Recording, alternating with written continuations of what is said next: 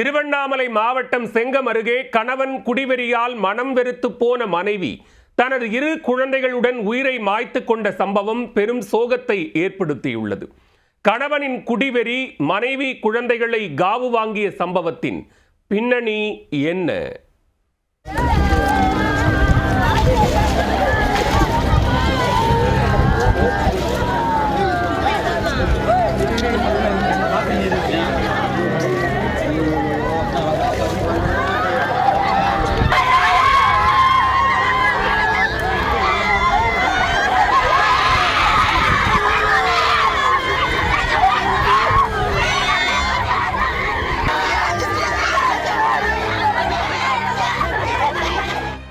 குடியை கெடுக்கும் என்கிற கூற்று எந்த அளவிற்கு நிதர்சனமான வார்த்தைகள் என்பதை நிரூபிக்கும் சோக சம்பவம் திருவண்ணாமலை மாவட்டம் செங்கம் அருகே நிகழ்ந்திருக்கிறது.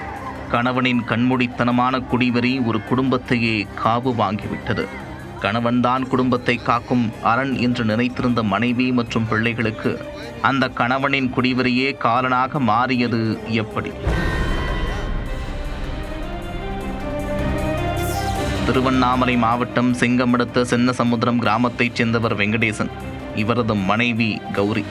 இவர்கள் இருவரும் செங்கல் சூளையில் கூலி வேலை செய்து வாழ்ந்து வருகின்றனர். இவர்களுக்கு 5 வயதில் கிஷோர் என்ற மகனும் 4 வயதில் தேவேஷ் என்கிற மகனும் இருந்தனர். கூலி வேலை செய்து சொற்ப வருமானம்தான் வருகிறது என்றாலும் வெங்கடேசன் குடிப்பதை மட்டும் விடவே இல்லை.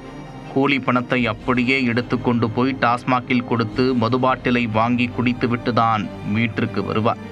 மனைவி தனது கூலி பணத்தில் சமைத்து வைத்திருக்க அதை கொஞ்சமும் மனசாட்சியின்றி சாப்பிட்டுவிட்டு குழந்தைகளுக்கு முன்னிலையில் சண்டையிடுவது வெங்கடேசனின் வாடிக்கை. இப்படியே சண்டை சச்சரவுடன் வாழ்க்கை ஓடிக்கொண்டிருந்த நிலையில் அக்கம் பக்கத்தினரிடமும் தகராறு செய்து வம்பை விலை கொடுத்து வாங்க ஆரம்பித்திருக்கிறார்.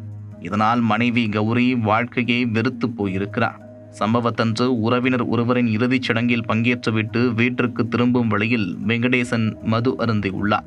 இதனால் கடும் ஆத்திரமடைந்த கௌரி, இந்த சூழலில் கூட உனக்கு போதை கேட்கிறதா என்று கேள்வி எழுப்பி சண்டையிட்டுள்ளார். அதை கேட்டு ஆத்திரம் தலைக்கேறிய வெங்கடேசன் பொதுவெளி என்றும் பாராமல் தகாத வார்த்தைகளால் திட்டியும் தாக்குதல் நடத்தியும் சண்டையிட்டுள்ளார். ஏற்கனவே மன உளைச்சலில் இருந்து வந்த கௌரி இந்த சம்பவத்திற்கு பிறகு மனமுடைந்து போனார். மனம் வெறுத்து போன அவர் தனது 2 குழந்தைகளுடன் அருகிலுள்ள விவசாய நிலத்திற்கு ஆவேசமாக சென்றுள்ளார்.